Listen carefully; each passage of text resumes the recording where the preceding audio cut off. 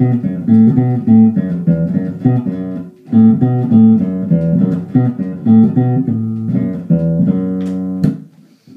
goddag.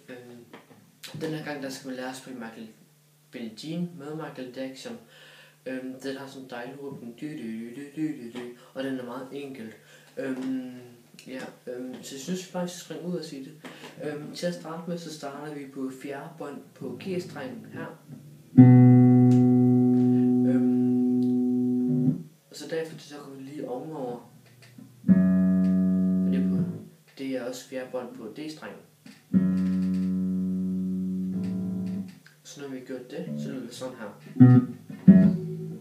Og så når vi har gjort det, så går vi herned på anden bånd på G-streng. Så det kommer til at lyde sådan her. Så når vi har været, så går vi herfra og på fjerde bånd på G-streng. Så det kommer til at lyde sådan her.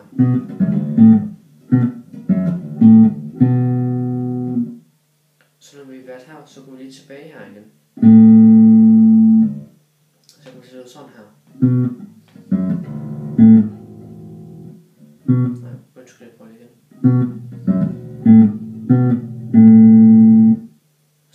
Så går vi herfra op på D-streng, fjerde bånd D-streng. Så det kommer til at lyde sådan her.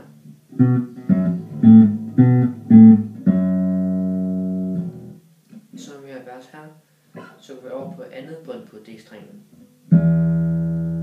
Så kommer vi til at lyde sådan her. Og så går vi herfra herover. Det er på D-strengen på fjerde bånd. Så i alt, så kommer vi til at lyde sådan her.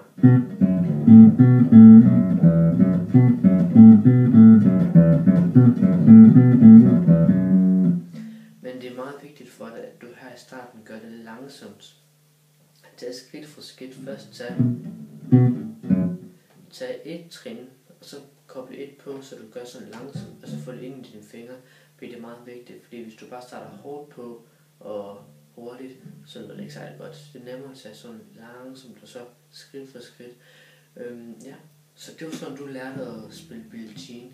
Den er meget enkel. Men jeg håber, du vil se med næste gang, hvor vi skal spille Stærk Tobak med Shubidua.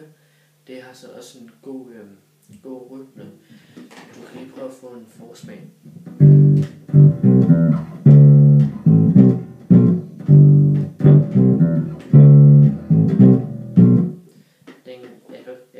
Den kan jeg rigtig godt lide, så jeg håber, du vil se med der.